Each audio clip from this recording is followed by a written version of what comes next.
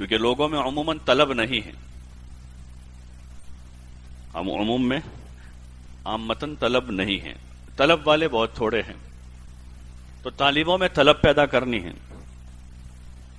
طالبوں میں طلب پیدا کر، غیر طالبوں میں طلب پیدا کرنی ہے، ان میں طلب دوسری ہے، دنیا کی ہیں، خواہشات کی طالب ہے، وہ گناہوں پر زندگیاں پڑی، اور گناہ محبوب ہو چکے ہیں، گناہ کیا ہو چکے ہیں؟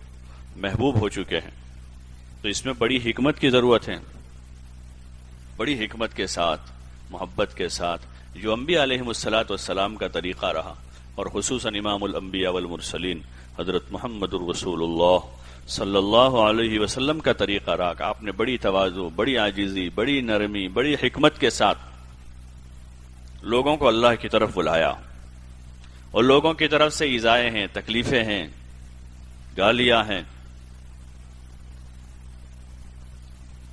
آپ صلی اللہ علیہ وسلم کی دعوت کے واقعات ہیں نا، سیرت کی کتابوں میں پڑھتے ہیں نا، ہم اس کو بھی اسی زاویے سے پڑھیں، سیرت کی کتابیں پڑھتے ہیں کہ اس میں سے ہمیں اخذ کرنا ہے، آپ کی دعوت کو، آپ کی عبادت کو، آپ کے علم کو، آپ کے اخلاق کو، ساری چیزوں کو لینا ہے اندر سے، اس لیے کہ پڑھنے کا یا کسی بھی عمل کا دار و مدار جو ہے وہ نیت پر ہے، انما لکل امرئ ما نوی، جو نیت، اگر ہم نے صرف معلومات کے اضافے کے واسطے سیرت کو پڑھا ہے تو معلومات میں زبردست اضافہ ہو جائے گا،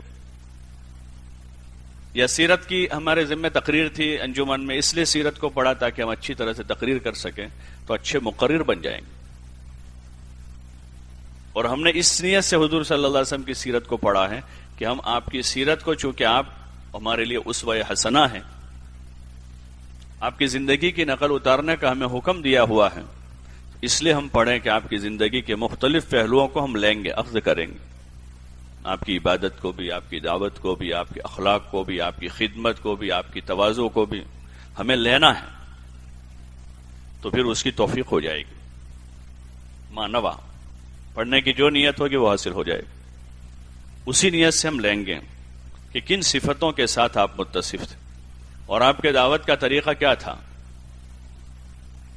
ایک آدمی کو آپ نے کیسے دعوت دی، 2 کو دعوت دی، 10 کو دعوت دی، 20 کو دعوت دی، غلاموں کو دعوت دی، تو آپ کے طریقے میں سب سے پہلے تو عاجزی انکساری ہے، کیا ہے؟ عاجزی ہے، انکساری ہے، تواضع ہے، تواضع کے ساتھ آپ نے لوگوں کو بلایا ہے، اور آپ نے اپنا سب کچھ مٹا کر لوگوں کو بلایا،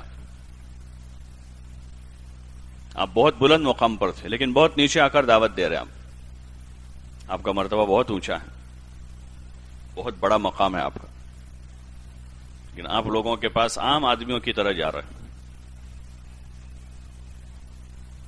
اور ان کو سمجھا رہے ہیں،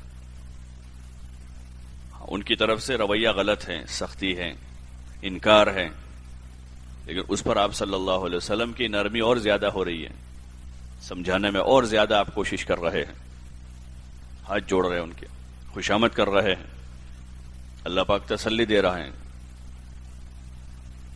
یہ بہت بڑی چیز ہے، جو اس کا طریقہ ہے دعوت دینے کا، سمجھانے کا، کہ تواضع سے، عاجزی سے، نرمی سے۔ موسیٰ علیہ السلام کو فرعون کے پاس بھیجا جا رہا ہے، فرعون کے پاس جس نے خدائی کا دعویٰ کر رکھا ہے، کیا کر رکھا ہے؟ خدائی کا دعویٰ کر رکھا ہے۔ عموماً ہم لوگ ایسے معاملے میں کیا کہتے ہیں کہ یہ لاتوں کا بھوت ہے، کیا کہتے ہیں کہ لاتوں کا بھوت ہے، باتوں سے نہیں مانے گا، اس کو ڈنڈے کی ضرورت ہے۔ اور اللہ پاک موسیٰ علیہ السلام کو کیا کہہ رہے ہیں؟ جس نے خدائی کا دعویٰ کیا ہے اس کے بارے میں کہے کہ قولا لہ قولا لینا، کہ اس سے نرم گفتگو کرنا۔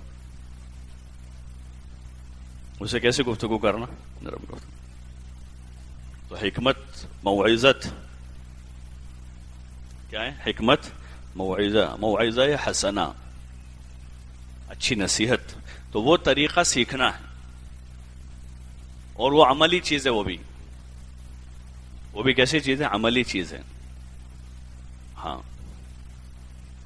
آدمی پر کسی چیز کا ری ایکشن جو ہے کسی ایکشن سے ہوتا ہے، وہ جب وہ عمل میں ہوتا ہے تب اس کا ظاہر ہوتا ہے، نہ خالی آدمی پڑھ رہا ہے حکمت کس کا نام ہے، موعظت کس کو کہتے ہیں، دعوت کا یہ طریقہ ہے، تو اس سے اس کی کوئی ایکشن، اس کے اوپر نہ اس کی طرف سے کوئی ایکشن ہے نہ اس پر کوئی ری ایکشن ہے. اس کا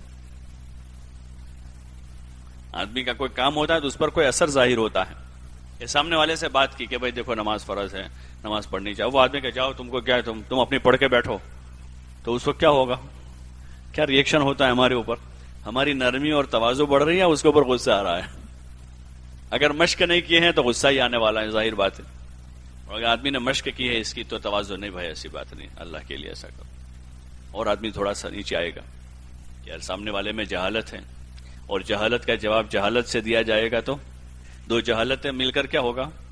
جہالت میں اضافہ ہوگا کہ علم میں اضافہ ہوگا؟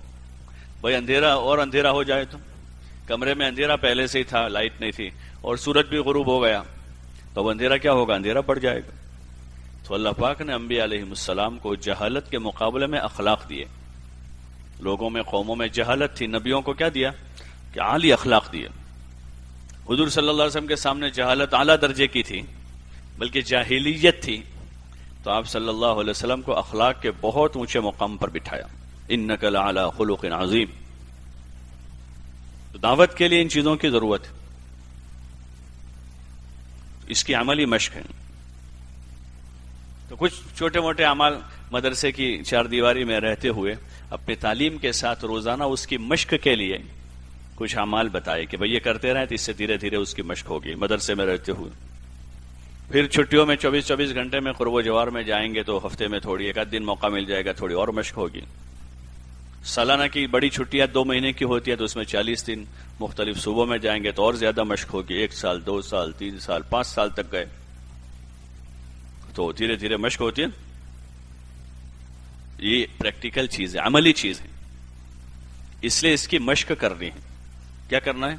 مشق کرنے کا. اپنی ذات سے عمل کی مشق، نماز، ذکر، عبادت، اخلاق، اعمال کی، اور دوسروں پر بات کرنے کی، سمجھانے کی ایک مشق.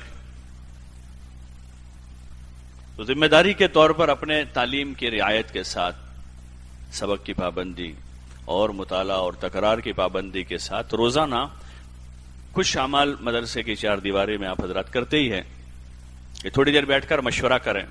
مشورہ جو وہ سوچنے کی مشق ہے کہ ہم اپنی سوچ اور فکر کو صحیح رخ پر لے جائیں.